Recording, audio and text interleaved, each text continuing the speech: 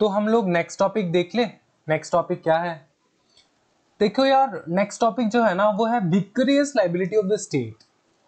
सबसे पहले बताओ, ये मैंने पहले भी बता चुका हूं मैं कि ये यार ये क्या है vicarious liability of the state. Sir simple है, स्टेट के वजह से, गवर्नमेंट के वजह से हमको, जनरल पब्लिक को नुकसान पहुंचना, ठीक है, वो कहते हैं विक्रियस लायबिलिटी ऑफ द स्टेट। तो आज ना हम लोग दो कंट्रीज का पढ़ने वाले हैं, एक है इंग्लैंड और एक है इंडिया। ठीक है, एक है इंग्लैंड और एक है इंडिया, इन दोनों कंट्रीज का पढ़ने वाला है। सर इंग्लैंड का क्यों यार? सर देखो, बहुत ही 4 लाइन का पैराग्राफ पढ़ लो यार, आपको समझ में आ चुका जाएगा कि यार आपको कितने मतलब प्रिविलेज्ड हो that you are studying and living in such a bright and prosperous country like India. Like seriously you will be glad enough, right? So इसी वजह से आपको समझाना होगा कि यार बाहर के देश में क्या होता है। बाहर के देश में बताऊं मैं, वहां पे कोई पीएम सीएम नहीं होता, वहां पे होता है क्राउन। क्राउन कौन है? क्वीन। क्राउन कौन पहनती है वहां पर इंग्लैंड में? क्वीन। ठीक है, तो क्वीन, ठीक है, क्वीन, क्वीन ने या फिर उसके सर्वेंट्स ने, सिंपल मैं बता रहा हूं, कोई भी अगर गलती किया ना, टॉर्टियस क्राइम किया, टॉर्टियस लाइबिलिटी अगर हुआ उनका, तो वो लोग लाइबल नहीं रहेंगे। आपको कोई भी इम्यूनिटी नहीं मिलने वाला, आपको कोई भी इम्यूनिटी नहीं मिलने वाला, सिंपल सा बात। ठीक है, हाँ, सर्वेंट के एम्प्लॉयमेंट, जब तक सर्वेंट एम्प्लॉय है तब तक तो सर्वेंट कुछ भी कर ले, स्टेट रिस्पॉन्सिबल नहीं रहेगा। कौन रिस्पॉन्सिबल नहीं रहेगा? स्टेट रिस्पॉन्सिबल नहीं रहेगा। ठीक है, तो आपको कोई किसी भी प्रकार का इम्यूनिटी नहीं मिलने वाला। समझ में आ रहा है? सर इंडिया में कैसा है? सर इंडिया में पहले ये पढ़ ले एक बार, इंडिया में जाएंगे ना, पहले ये पढ़ लेते। At common law the crown could not be sued. आप सू नहीं कर सकते क्राउन को, क्राउन को सू कर देंगे आप, मतलब हद है यार।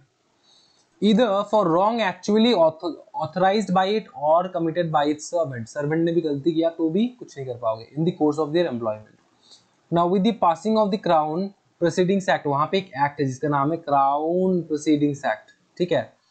The Crown is liable for the tortious committed in its servant just like a private individual. Thus in England the Crown is now vicariously liable for the torts of its servant. समझ में आ रहा है? तो सुनो एक चीज सुनो अच्छे से। यहां पे क्या एक्ट पास हुआ? द क्राउन प्रोसीडिंग्स एक्ट, दिखाई दे रहा है? द क्राउन प्रोसीडिंग्स एक्ट, समझ में आ रहा है? द क्राउन प्रोसीडिंग एक्ट कब पास हुआ सर? ये 1947 पे। तब से लेकर अब तक क्या चेंजेस हुआ सर? चेंजेस ये हुआ कि देखो, क्राउन गलती कर लेना तब भी कुछ होने वाला नहीं है, तब भी कुछ होने वाला नहीं है। लेकिन जब ये प्रोसीडिंग्स एक्ट मतलब जारी हुआ, तब से क्या हो रहा है कि अगर क्राउन के सर्वेंट्स ने ठीक है कोई गलती किया, सर्वेंट्स, ठीक है, तो यार ये क्राउन भुगत देगी। ठीक है, क्राउन को जवाब देना पड़ेगा। सर अगर क्राउन ने गलती किया तो क्राउन ने गलती किया तो भैया वो माँ बाप है यार, कुछ होने वाला नहीं है। समझ में आ रहा है? अभी आओ पोजीशन ऑफ इंडिया का देख लेते हैं। लगभग सेम ही है भाई, उतना कुछ डिफरेंस है नहीं इंडिया में समझ लो दो चीज का फंक्शंस है, एक है सॉवरियन फंक्शन, एक है नॉन सॉवरियन फंक्शन। गलती अगर सॉवरियन फंक्शन ने किया, सॉवरियन फंक्शन ने अगर गलती किया, ठीक है, और नॉन सॉवरियन फंक्शन ने गलती किया, नॉन सॉवरियन फंक्शन ने अगर गलती किया, तो क्या क्या चेंजेस होने वाला है, क्या क्या होगा, देखो यहां पे। If it is a sovereign function, it could claim immunity from the tortious liability. भैया अगर sovereign function और नॉन सॉवरेन फंक्शन में डिफरेंस क्या है वो समझ लो। नॉन सॉवरेन फंक्शन मतलब क्या? Employee, government employee. Sovereign function मतलब क्या? Government itself. ठीक है, गवर्नमेंट इटसेल्फ।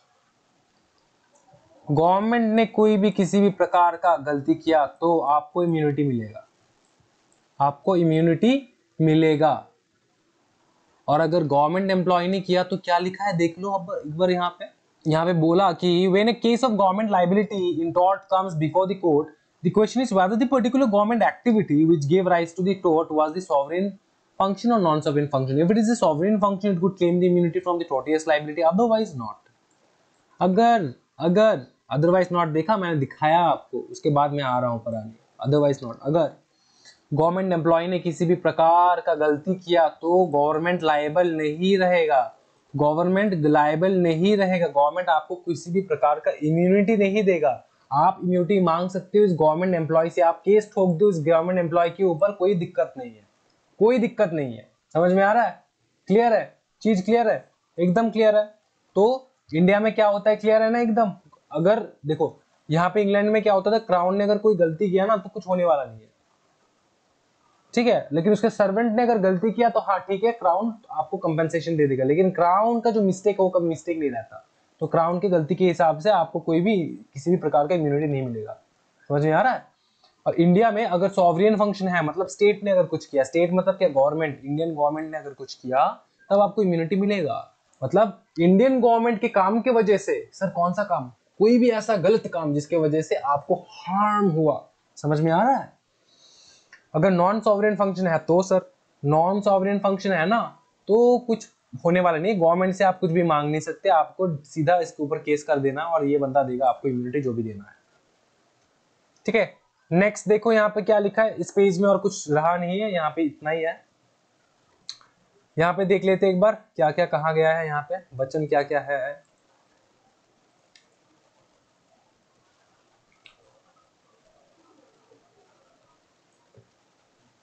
और यार सब पढ़ रहे हो ना घर पे, या फिर मतलब दिवाली मना रहे हो अभी? पढ़ाई साथ में करना, उसके बाद खेल कूद तो रहेगा ही हमेशा, लेकिन घर के अंदर भाई, क्रिकेट खेलने नहीं जाना बिस्तर के ऊपर. आ जाओ. The whole India of vicarious liability of the state for the torts committed by its servant is based on 3 principles. उसके सर्वेंट ने ना, किसके सर्वेंट ने सर? इंडिया का सर्वेंट. कौन? मतलब गवर्नमेंट एम्प्लॉई, गवर्नमेंट सर्वेंट, ठीक है. पब्लिक सर्वेंट जिसको कहते हैं हम लोग, पब्लिक सर्वेंट, ठीक है. पब्लिक सर्वेंट जिसको कहते हैं हम लोग. सर पब्लिक सर्वेंट मतलब कौन? हर कोई बंदा जो कि गवर्नमेंट के अंदर काम कर रहा है, ठीक है. तो अगर वो किसी भी प्रकार का विक्रियस लायबिलिटी की शिकार कब होगा वो बंदा? अगर इन 3 में से एक भी कंडीशन सेटिस्फाई हो गया तो, ठीक है. किस प्रकार से आप उसको पकड़ेंगे वो यहाँ पे दिया है. सबसे पहला क्या बताया कि रिस्पोंडेंट सुपीरियर मतलब let the principal be liable. मतलब क्या, समझो एक चीज. ये नीचे देखो, यहाँ पर देखो कि गवर्नमेंट एम्प्लॉय है, इसके अंडर में 1 2 3 4 5 6 7 8 9 10 बहुत सारे भाई, बहुत सारे बंदे काम करते होंगे. ये सुपीरियर है. ये कौन है? सुपीरियर मतलब बड़ा पोस्ट में बैठा है. अगर इस बंदे ने कोई डिसीजन लिया और बोला कि भैया श्याम, इसका नाम है देखो राम, ये है श्याम, ये है अनिल, ठीक है. उसने शाम को बोला, शाम जाओ जाके वो काम करो, और शाम को भी मतलब वो क्या कर पाएगा, उसके सुपीरियर ने बोला, ठीक है. तो शाम जाके वो काम कर डाला, ठीक है, जिसके वजह से आपको हार्म हुआ. तो आप जाके शाम को पकड़ोगे या फिर सीधे सुपीरियर को? सबसे पहले तो शाम को ही पकड़ना है. लेकिन लायबल कौन रहेगा? शाम को पकड़ने के बाद उस पता चलेगा ना लायबल कौन है, किसको सुपीरियर है. तो सुपीरियर को जब जाके पकड़ो, मतलब प्रिंसिपल को जाके पकड़ो. प्रिंसिपल मतलब मेन बंदा, उसको जाके पकड़ो. नेक्स्ट क्या है? क्वे फेसिट पर एलियम फेसिट पर से. ये क्या बोला सर आपने? ये लैटिन शब्द है. इसका मतलब क्या है sir? He who acts through another does it himself. मतलब क्या, ये जो सुपीरियर बंदा बैठा है ना ऊपर, इसने किसके थ्रू में काम किया? शाम के थ्रू में काम किया. तो अगर इस बंदे ने शाम के थ्रू काम कर रहा है ना, तो ऐसा समझ लो काम इसी ने किया, ठीक है. He who acts through another does it himself. इसने एक्ट किया किसके थ्रू? शाम के थ्रू. तो इसी को लायबल पकड़ो, ठीक है, प्रिंसिपल को. Socialisation of compensation. कंपेंसेशन करना तो बनता है भाई. कंपेंसेशन होगा ही, होकर रहेगा. समझ में आ रहा है? कौन कंपेंसेट करेगा? प्रिंसिपल वाला बंदा, ठीक है. समझ में आ रहा है? यहां से लेके यहां तक रीड करना, कुछ भी मतलब काम का चीज है नहीं, नॉर्मली आपको पढ़ना है। समझ में आ रहा है? ये जो position of the state liability of है ना, position of the state liability, ये किस आर्टिकल में लिखा है? आर्टिकल 300। ठीक है, ये आपको पता होना चाहिए, बस यही है और कुछ है नहीं।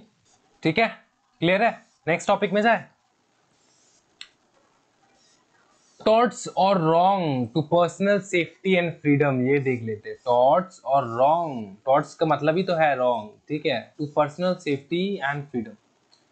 इसमें आता है बैटरी, उसके बाद आता है assault, bodily harm, false imprisonment, malicious prosecution, defamation, nervous shock. ठीक है, तो ये आता है। सर बैटरी क्या? सर बैटरी कहां से आ गया सर? देखो भाई, बैटरी का मतलब अलग है। बैटरी का मतलब पता है क्या है? बैटरी मतलब a direct application of force, ठीक है, to the person of another individual without his consent. तो कोई भी बंदा, अगर किसी दूसरे बंदा या फिर बंदी कोई भी हो, उसको फोर्सफुली कोई थोड़ा पकड़ लो, पुश किया, ठीक है, पुश किया फोर्सफुली, थोड़ा पुश किया, फोर्स लगाया, हल्के से भी पुश किया, मतलब फोर्स का आया ना, फोर्स वाला चीज आया ना, तो अगर पुश किया तो आप हिले, जगह से आप हिले, तो उसमें क्या यूज किया? उसने फोर्स किया। आपके परमिशन के साथ किया? नहीं, परमिशन के साथ नहीं किया, तो वो उसको कहलाता है हम लोग बैटरी। बेटा टच करना नहीं, फोर्सफुली थोड़ा फोर्स अप्लाई करके पुश करना, उसको कहते हैं बैटरी। ठीक है, तो बैटरी में ना देखो, बैटरी तभी कहलाएगा अगर तीन नहीं सॉरी दो चीज, ठीक है, दो चीज सेटिस्फाई हो।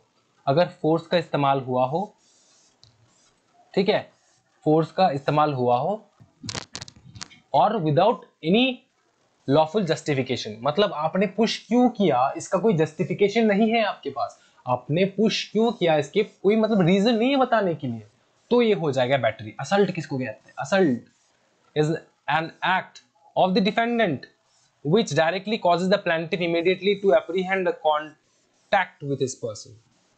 ठीक है, असल्ट करना, ठीक है, असल्ट करना, समझ में आ रहा है? चीज इजी है, डायरेक्ट, डायरेक्ट इमीडिएट एप्रीहेंड। इसका मतलब क्या होता है? प्लेंटिफ कौन है? मतलब पहले ये बताओ, प्लेंटिफ कौन है? प्लेंटिफ जिसके ऊपर असल्ट हो रहा है, और जो असल्ट कर रहा है वो कौन है? वो डिफेंडेंट है कि नहीं? प्लेंटिफ कौन बंदा होता है? जो केस कर रहा होता है, और जो अपने आप को डिफेंड कर रहा होता है उसको नाम क्या होता है? डिफेंडेंट। ठीक है, तो आपने इमीडिएटली कुछ चीज किया, ठीक है, एक कांटेक्ट किया, एक कांटेक्ट हुआ आपको, immediately plaintiff cause the plaintiff immediately to apprehend the contact with this person. ठीक है, समझ में आ रहा है? प्लेंटिफ ने क्या किया? ठीक है, assault is an act, any act of the defendant. किसने एक्ट किया? डिफेंडेंट ने एक्ट किया। ठीक है, डिफेंडेंट ने एक्ट किया, जिसकी वजह से आपने, डिफेंडेंट ने कोई ऐसा एक्ट कर दिया जिसकी वजह से इमीडिएटली प्लेंटिफ को किसी प्रकार का कांटेक्ट करना पड़ा डिफेंडेंट के साथ। पकड़ लो, डिफेंडेंट कुछ करने जा रहा था और प्लेंटिफ ने उसको धक्का मारा, ऑब्वियसली मारेगा ही ना, तो एक असल्ट होता है, उसको कहते हैं असल्ट। बॉडीली हार्म मतलब क्या होता है? A wilful act calculated to cause physical harm to the plaintiff. Physical harm का मतलब होता है बॉडीली हार्म, फिजिकल हार्म करने की कोशिश कर रहे हो आप प्लेंटिफ के ऊपर, वो होता है बॉडीली हार्म।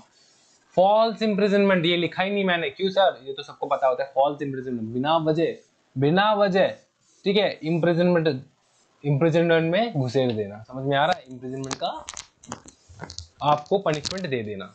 मैलिशियस प्रोसिक्यूशन किसको कहते हैं? मैलिशियस प्रोसिक्यूशन का देखो एलिमेंट्स होते हैं। मैलिशियस प्रोसिक्यूशन भाई साहब, मैलिशियस प्रोसिक्यूशन, बड़े बड़ों का ना हवा निकल जाता है ये समझने में।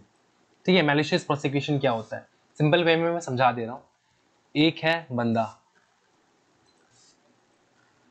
ये भी है बंदा है, ठीक है, ये है प्लेंटिफ, ये है डिफेंडेंट। अभी क्या हुआ ना, क्या हुआ कि there must have been a prosecution of the plaintiff by the defendant. Defendant ने ना प्लेंटिफ के ऊपर केस ठोक डाला। प्लेंटिफ ने तो डिफेंडेंट के ऊपर केस ठोका ही था, लेकिन डिफेंडेंट ने प्लेंटिफ के ऊपर ही केस ठोक डाला। बोला, डिफेंडेंट ने बोला कि भाई साहब ये जो प्लेंटिफ है ना मेरे ऊपर फॉल्स एलिगेशन लगा रहे हैं, झूठा बदनामी लगा रहे हैं मेरे ऊपर, इसके लिए केस ठोक दिया। अभी प्लेंटिफ कौन हो गया बताओ? प्लेंटिफ कौन हो गया बताओ?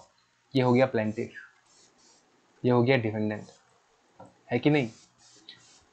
There must have been a want of reasonable and probable cause for the prosecution। यहाँ पे एक रीजन तो होना ही चाहिए कि क्यों इसने इसके ऊपर बैकफायर करके इसके ऊपर ही एलिगेशन लगाया।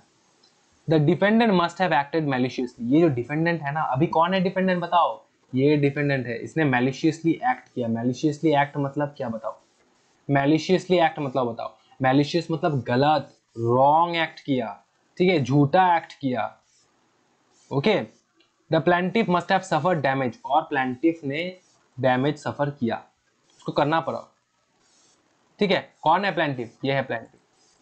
डैमेज कौन सफर किया? इसने डैमेज सफर किया। ये प्लेंटिफ हो चुका है ना अभी, ये किसने डैमेज सफर किया।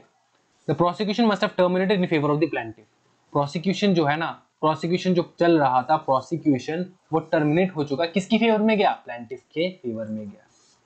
तो मैलिशियस प्रोसिक्यूशन क्या है? मैलिशियस प्रोसिक्यूशन एक फॉल्स एलिगेशन है जो लोग एक दूसरे के ऊपर लगाते हैं, फॉल्स एलिगेशन, झूठा इल्जाम लगाते हैं, ठीक है। इसका ये एसेंशियल एलिमेंट्स है, समझ में आ रहा है? इजी है। नेक्स्ट देख ले।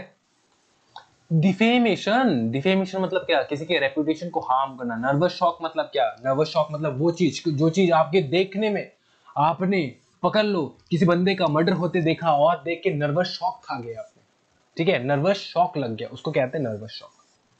समझ में आ रहा है? ठीक है। पर्सन में gate physical injury not by any impact. कोई इंपैक्ट हुआ नहीं, आपको किसी ने टच नहीं किया, आपने देखा या सुन के आप नर्वस शॉक खा गए। समझ में आ रहा है? एक्स्ट्रा जुडिशियल रेमेडीज, ये है रेमेडीज आपके लिए, ठीक है। सेल्फ डिफेंस एक रेमेडी है। प्रिवेंशन ऑफ ट्रेसपास, ट्रेसपास करना, प्रिवेंट करना। सेल्फ डिफेंस तो पता ही है आपको। प्रिवेंशन ऑफ ट्रेसपास ये सब रीड करना है यहाँ से, ठीक है। Re entry on land, land के ऊपर दोबारा कब्जा लेना। किसी बंदे ने आके तुम्हारे लैंड पे कब्जा ले रहा है, आप दोबारा अपने लैंड के ऊपर ही कब्जा करना। A person wrongfully dispose of land may retake possession of land if he can do so in A peaceful and reasonable manner, ठीक है। री एंट्री ऑन, देखो एक होता है एंट्री ऑन लैंड, एक होता है re entry on land. Re entry कौन करता है? जिसका लैंड पहले से है, ये मेरा लैंड है, आप आके यहाँ पे डेरा जमा लिए और मैंने री एंट्री लिया मेरे ही लैंड के ऊपर। लेकिन आप तभी वो करना अगर ये आप पीसफुली कर सकते हो, अगर दंगा फसाद करके मत करना, पीसफुली अगर हो सके तो करना। रिकैप्शन ऑफ गुड मतलब क्या है? It's neither a crime nor a टॉट for a person entitled to possession of a chattel और to take it either peacefully or by the use of a reasonable force from one who has wrongfully taken it or wrongfully detained it। Recaption of goods मतलब क्या बताओ? आपने आपके घर में, पहले बताओ ये CHATTEL क्या होता है, ये चैटल क्या होता है बताओ पहले? सिंपल सा बात है, कोई भी गुड्स, ठीक है, कोई भी गुड्स, अगर किसी बंदे ने, देखो यहाँ पर क्या है, रिकैप्शन ऑफ गुड, समझ लेना। री एंट्री ऑन लैंड और रिकैप्शन, आपका ही गुड था, किसी बंदे ने रॉन्गफुली पोजेस कर लिया और आपने क्या किया, फिर से उसके साथ उससे जाके आपने ले लिया उससे, ठीक है, आपने रिकैप्शन कर लिया, आपने फिर से जाके अपना ही सामान उससे ले लिया, ठीक है। और वो आपका सामान क्या कर रहा था? रॉन्गफुली ऑब्टेन कर रहा था। आप उसका सामान है नहीं, ये सामान है आपका, और वो रख रहा था उसके पास, ठीक है। अबेटमेंट ऑफ न्यूसेंस, इसका मतलब क्या है? The occurrence of land may lawfully abate, means terminate by his own act, any nuisance injurious affecting it. Thus, he may cut overhanging branches as spreading roots from his neighbor's trees, but upon giving notice, by choosing the least mischievous method, avoiding unnecessary damage। इसका मतलब क्या? abatement of nuisance। abatement of nuisance का मतलब क्या यार? ये nuisance का मतलब है nonsense। बल्ब बताऊं आपको?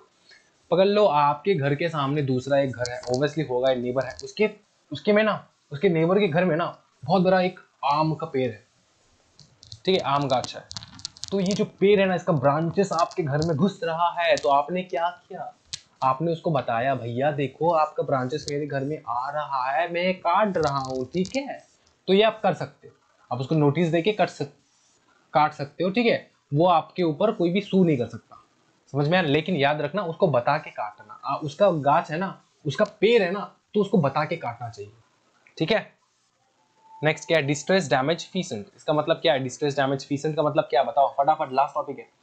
Distress damage feasant, an occupier may lawfully seize any cattle or any chattel which are unlawful on his land doing damage therein and detain them until compensation is paid। पकड़ लो, आपके पास है एक गौ माता, ठीक है, आपके पास है एक गौ माता, ठीक है ना।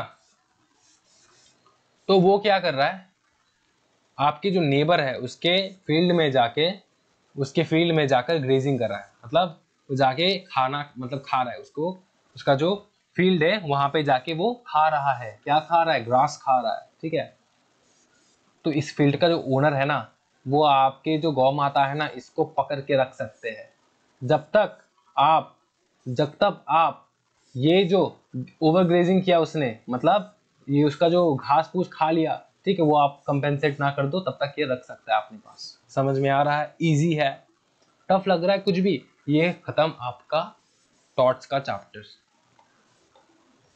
कोई भी मतलब डाउट है? बहुत ही मतलब टफ सा वर्ड था, लेकिन सही में आ गया ना, हो गया ना। कितना क्या क्या हो गया अपना? Damnum sine injuria, injuria sine damnum, mens rea, kinds of tortious liability, rule of Rylands and Fletcher, अरे सब हो गया मेरे भाई। विकरस लायबिलिटी, विकरस टॉर्ट्स का freedom, safety and freedom and judicial remedies in torts, last में हम लोग ये पढ़ दिए, खत्म हो गया। तो आपका जो लॉ रिलेटिंग टू टॉर्ट है, ठीक है, ये आपका खत्म हो चुका है, ये आपका खत्म हो चुका है। ओके, कोई भी अगर डाउट हो भाई मेरे, कोई भी डाउट हो, कोई भी सिंपल सा वर्ड हो, कोई भी सिंपल सा टॉपिक हो आपको समझ में नहीं यार, प्लीज कमेंट करो यार, मैं आपको 100% सॉल्व करके दूंगा, आपका डाउट क्लियर करके दूंगा मैं, ठीक है। और एक बात, प्लीज आपके दोस्तों तक ये वीडियो जो है शेयर करो, ठीक है। बहुत सारे ये मतलब अंडर प्रिविलेज बच्चे हैं जो मतलब पढ़ाई नहीं कर पा रहे, only because of the coaching fees, ठीक है। तो उनके लिए यार, उनके लिए कम से कम अपने फ्रेंड्स, अपने ग्रुप्स, जहां का हो, जस्ट स्प्रेड द वीडियो, ठीक है, एंड लेट देम नो कि यार हाँ, हमको फ्री लेक्चर्स मिल रहा है, हमको बस जाना है और अच्छे से पढ़ाई करना है, you don't have to worry. कोई बंदा ऐसा होता है ना, सोचता है कि यार ये CS वाला जो कोर्स है ना, ये मेरे लिए बना ही नहीं है क्योंकि मैं ये अफोर्ड नहीं कर सकता। तो that is not the thing, you can do everything if you just have the will power. समझ में आ रहा है?